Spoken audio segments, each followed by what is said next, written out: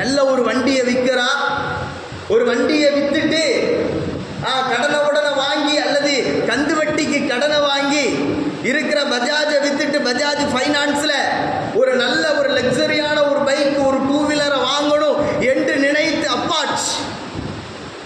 அந்த அப்பாச்சை நாம டியூல வாங்குறது தப்பாச்சு அப்படின்னு நினைக்கிறது இல்லை. ஒரு நல்ல ஒரு கலர்ஃபுல்லான ஒரு அப்பாச்சை எடுக்கிறான், பல்சரை வாங்குறான், புல்லட்டை வாங்குறான், அதற்கு பின்னால ஒரு சுடிதாரை ஏற்றிக்கிறான், வீலிங்கு போறான், 100ல் போறான், 102ல் போறான், கடைசியில் 108ல் போய் அவருடைய வாழ்க்கை முடிவடைகிற அவலத்தை பார்க்கிறோம். சென்னையில் 2 நாள் தான் அம்மா வாப்பாட்ட சண்டை போட்டு பிடிவாதம் பிடிச்சி பைக்கை வாங்கி காலையில் வாங்கி சாயந்தரத்திலே இறந்து போகிறான் ஆக்சிடெண்ட்டில், 2 வீலர் ஆக்சிடெண்ட்டில். அந்த கொடுமையெல்லாம் நம்ம பார்த்துருக்கோம்.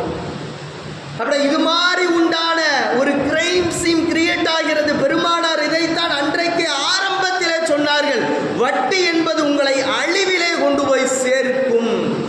ஒரு கஷ்டமான நிலைமையில் வட்டி வாங்குறாங்க. ஒரு கிரிட்டிக்கலான பொசிஷனில் தாங்க நாங்கள் வட்டி வாங்குகிறோம். அது வாங்கணும்னு வாங்கலைங்க, வாங்கித்தான் ஆகணும்னு ஒரு நிர்பந்தம்.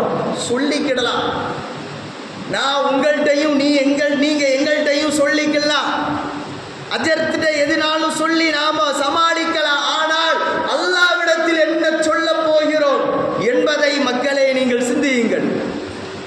கொரோனா பீரியடுன்னு ஒன்று வந்துச்சு.